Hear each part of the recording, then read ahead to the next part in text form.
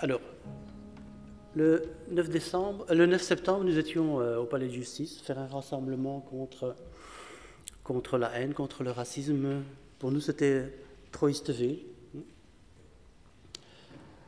Et nos gouvernements restent sans voix, ou quand ils parlent, c'est totalement inacceptable. Je pense qu'ils n'ont pas nécessairement toutes les solutions en main pour réfléchir à un plan fédéral, parce qu'ils sont là, leur temps législatif n'est pas le temps sociétal. Et c'est pour ça que les associations de la société civile se sont organisées pour défendre un projet, pour obliger nos gouvernements à établir un plan fédéral. Et cette coalition s'appelle NAPAR, elle a un nom. Et je demande à Nicolas de venir un peu nous expliquer ce qu'est NAPAR et les objectifs visés par les 45-50 ONG aujourd'hui, 45 ONG qui forment cette plateforme pour arriver à ce que nos gouvernements légifèrent enfin pour un plan interfédéral.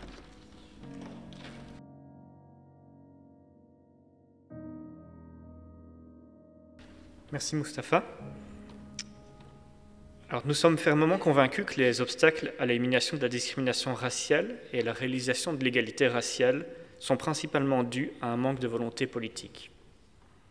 Bon, la phrase peut paraître choc, mais ce n'est pas moi qui l'ai dite. C'est une phrase qui est issue tout simplement de la Déclaration des Nations Unies à Durban en 2001. Donc Durban, 17 ans, ça fait quand même quelques années. À l'époque, en fait, la Belgique était à la présidence de l'Union européenne. C'est elle qui, au nom des États européens, a négocié la déclaration de Durban. Cette déclaration de Durban visait à mettre en place un certain nombre d'actions au sein de l'ensemble des États qui l'ont signée, dont la Belgique, pour amener à l'élimination du racisme et de la haine raciale. Alors, 17 ans plus tard, rien n'a été mis en place. À l'époque, la Belgique, comme tous les autres États européens et comme la majeure partie des États du monde, s'était engagée à mettre en place dans chacun de leurs États un plan national d'action contre le racisme. 17 ans plus tard, nous n'avons toujours pas ce plan. Et nous, maintenant, nous demandons la mise en place de celui-ci. La Belgique a déjà été rappelée à l'ordre à plusieurs fois par le Conseil des droits de l'homme des Nations Unies, par le Comité des Nations Unies pour l'élimination de la discrimination raciale et par la Commission européenne contre le racisme et l'intolérance. Entre-temps, nous, société civile antiraciste, nous avons eu le temps de nous mettre en ordre de bataille. C'est-à-dire que nous avons commencé à travailler sérieusement sur ce plan. Nous avons coalisé des organisations. Aujourd'hui, 45 organisations se sont mises en place pour pouvoir travailler sur ce plan. Plusieurs d'entre elles sont présentes aujourd'hui. Le CCIB, je vois la CSC, je vois le CJ, je vois ENAR, j'en vois d'autres dans la salle. Et nous nous tenons prêts maintenant à travailler avec les différents gouvernements pour mettre en place un plan d'action interfédéral de lutte contre le racisme. Alors en mars, nous avons envoyé toutes nos propositions à l'ensemble des gouvernements. Je dis l'ensemble des gouvernements, pourquoi ? Parce qu'en Belgique, nous avons la particularité d'en avoir plusieurs, ce qui n'est peut-être pas pour faciliter les choses, mais qui est intéressant en termes de dialogue aussi. Donc nous avons envoyé nos propositions à l'ensemble des gouvernements belges. Alors pourquoi est-ce que nous le faisons aujourd'hui ? C'est parce que depuis 2001, le défi n'a fait qu'augmenter. La déclaration de Durban, elle a été signée le 8 et le 9 septembre 2001. Ironie de l'histoire, 2 jours avant le 11 septembre. Le 11 septembre, on l'a déjà cité aujourd'hui comme étant un moment charnière dans l'évolution du discours raciste et dans l'évolution de ce qu'est le racisme aujourd'hui. Mais donc depuis 2001 et depuis le 11 septembre, les événements géopolitiques qui ont suivi, le mouvement des réfugiés qui les ont accompagnés, les crises économiques, les attentats, l'explosion des nouveaux médias sociaux, tout cela a nourri un climat sociétal de plus en plus hostile. Et l'actualité récente belge, de cette vraiment dernière semaine, on a déjà cité tantôt l'agression d'Anderlu, on a cité les agressions au Pukkelpop, on a cité toute une série d'événements, nous montrent que la Belgique n'est pas du tout épargnée par cette évolution du racisme. Entre 2003 et 2007, le nombre de signalements qui concernent les critères raciaux auprès d'UNIA sont passés de 700 à 1647. Alors les plaintes sur base de convictions religieuses, elles ont aussi considérablement augmenté. En 2016, il y en avait 762 chez UNIA. Alors, Maintenant, il y a un véritable travail à mettre en place. Le plan, c'est une solution que nous proposons. Pourquoi? C'est parce qu'on se rend bien compte qu'aujourd'hui, il y a une urgence à traiter la question du racisme, il y a une véritable nécessité, mais ce n'est pas quelque chose qui est au cœur des priorités de nos gouvernements. Nous voulons faire en sorte qu'au contraire, ça devienne une des priorités et qu'on s'y adresse de manière frontale, qu'on aille dans cette direction-là. Aujourd'hui, quand on écoute la presse, quand on lit les journaux, on a l'impression que nos médias, nos citoyens interpellent les politiques et que ces politiques, un peu effarés, ne sachant que répondre, avancent un peu dans des directions différentes, mais sans réflexion préalable. Moi, ces dernières semaines, c'est ce que j'ai entendu chaque matin à la radio, c'est ce que j'ai entendu chaque soir à la télé, c'est ce que j'ai lu chaque matin dans les journaux. Ce sont des dirigeants politiques qui n'ont visiblement pas de propositions concrètes à avancer sur la question du racisme. Nous proposons qu'on s'asseye autour de la table, société civile et gouvernement, pour pouvoir travailler concrètement, réfléchir main dans la main à ce qu'on peut faire pour pouvoir amener à une diminution du racisme. Alors comment est-ce qu'on peut faire un plan d'action qui soit ambitieux et global et qui puisse inverser la tendance? Alors il y a plusieurs éléments qui sont au cœur de cela. Mais tout d'abord, bien entendu, et vous ne serez pas surpris de m'entendre dire ça, c'est qu'il faut qu'il y ait une collaboration concrète entre les organisations de lutte contre le racisme, celles qui travaillent sur ces questions-là au quotidien, et les gouvernements. Mais ce n'est pas suffisant. Il faut aussi que soient présents autour de la table les victimes du racisme.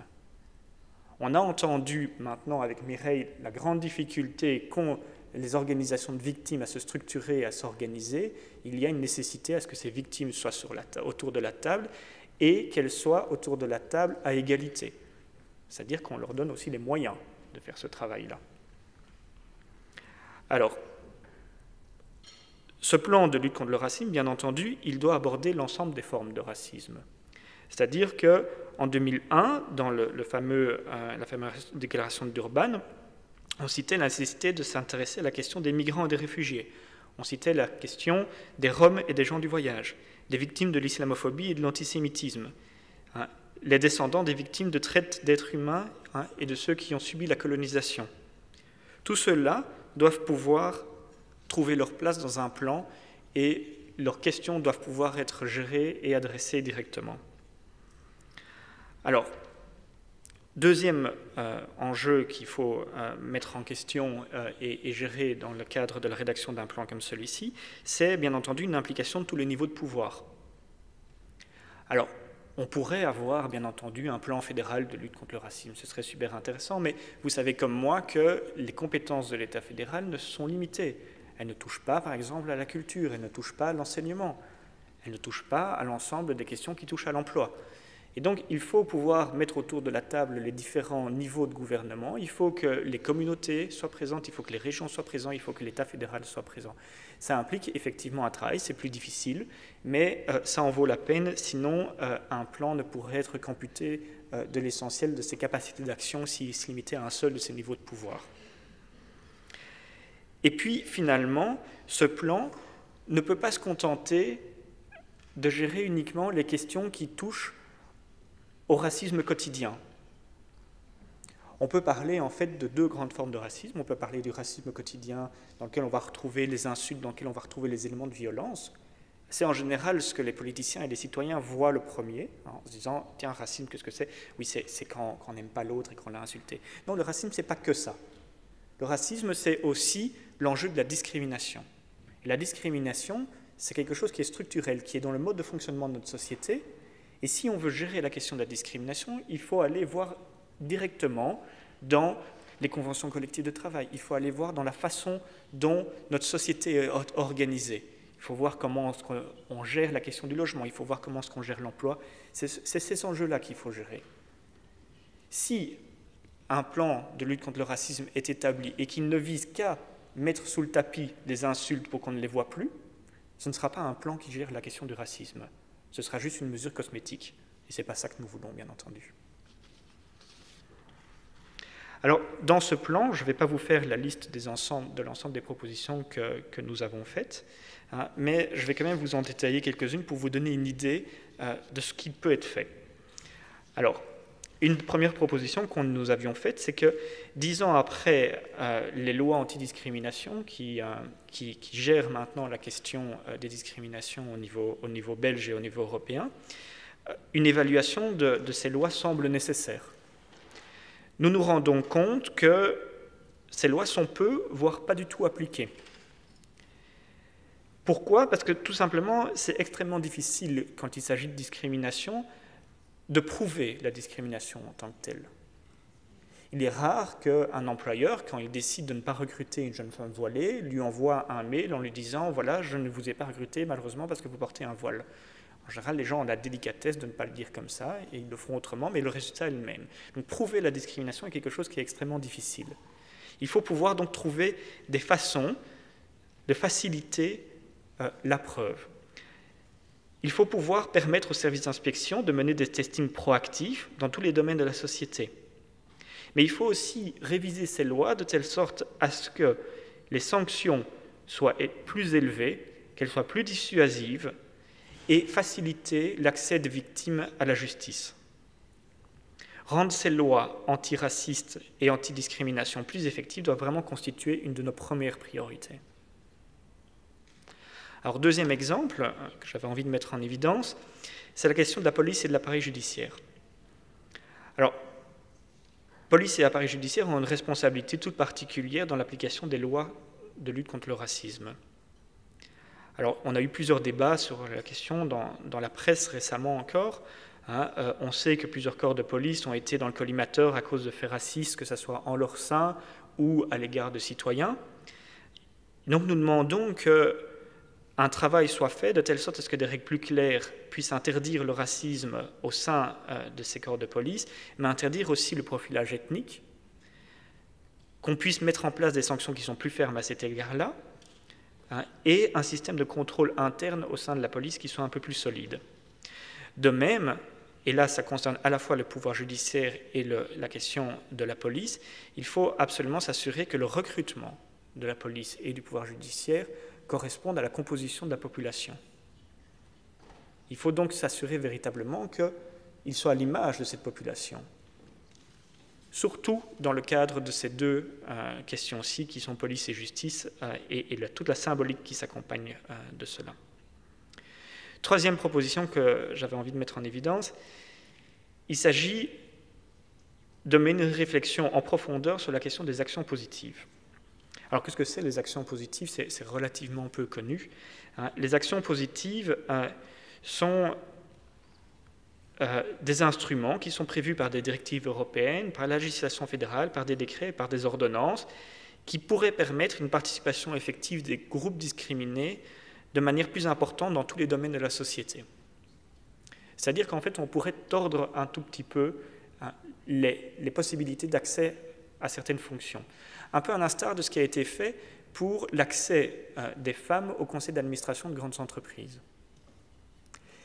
Il pourrait être fait quelque chose de relativement similaire quand on parle de questions de racisme. Aujourd'hui, c'est un instrument qui est totalement inexploité en raison de son insécurité juridique.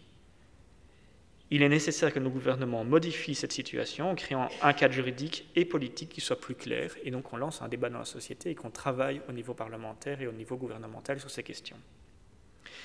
Dernièrement, et quatrième exemple, je ne vous apprendrai rien en disant qu'il y a de nombreux incidents en ligne qui montrent l'émergence et le renforcement constant du discours de haine, voire même de l'incitation à la haine.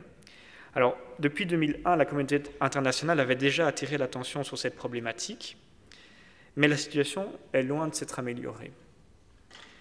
Alors, en Allemagne, l'État a mis en place de lourdes amendes à l'égard des entreprises de médias sociaux. Le principe, c'est qu'à partir du moment où une insulte raciale, qui peut être considérée comme telle, n'a pas été retirée dans les 24 heures après sa publication sur les réseaux sociaux en question, il y a une sanction qui peut être imposée à la société qui détient le réseau social en question. C'est quelque chose qui pourrait également être mis en place et qui nous semble extrêmement importante Parce que ces réseaux sociaux deviennent de plus en plus au cœur de nos démocraties. C'est là que s'organise le débat, c'est là que se font le harcèlement, c'est là que se font toute une série de dynamiques. Il est important de pouvoir les encadrer. Donc voici 4 propositions. Il y en avait plus que cela dans le document que nous avons envoyé en mars aux différents gouvernements. Nous allons encore étayer ces propositions, nous allons rajouter de nouvelles sur de nouvelles thématiques au fur et à mesure, et la coalition de 45 organisations va continuer à travailler sur ce sujet. Alors, maintenant, le gouvernement bruxellois, semble-t-il, aurait adopté un plan de lutte contre le racisme. Alors, félicitations, ce serait le premier. Nous n'avons pas encore réellement eu le temps d'analyser ce document.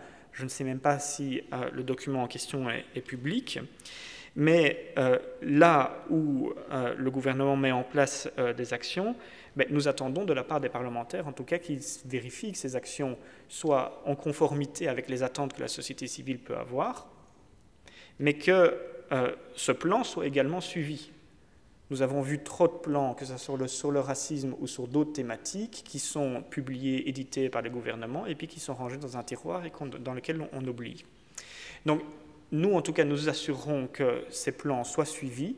Nous nous assurerons, en tout cas, que ces plans soient updatés, qu'ils soient améliorés au fur et à mesure du temps, et qu'il y ait réellement une action sur le terrain de la part de nos gouvernements en soutien aux organisations ou de manière autonome.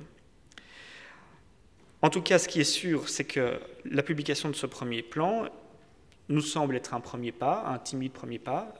Il s'agit juste de la région bruxelloise. Nous attendons plus que ça. Nous attendons l'ensemble des gouvernements de ce pays. Nous attendons un plan interfédéral. Mais nous espérons que ce premier pas, si timide qu'il soit la marque d'un renouveau d'une volonté politique, et que la première phrase que je vous ai dit en disant qu'il n'y avait absolument pas de volonté politique sera contredite par la réalité. Voilà, je vous remercie.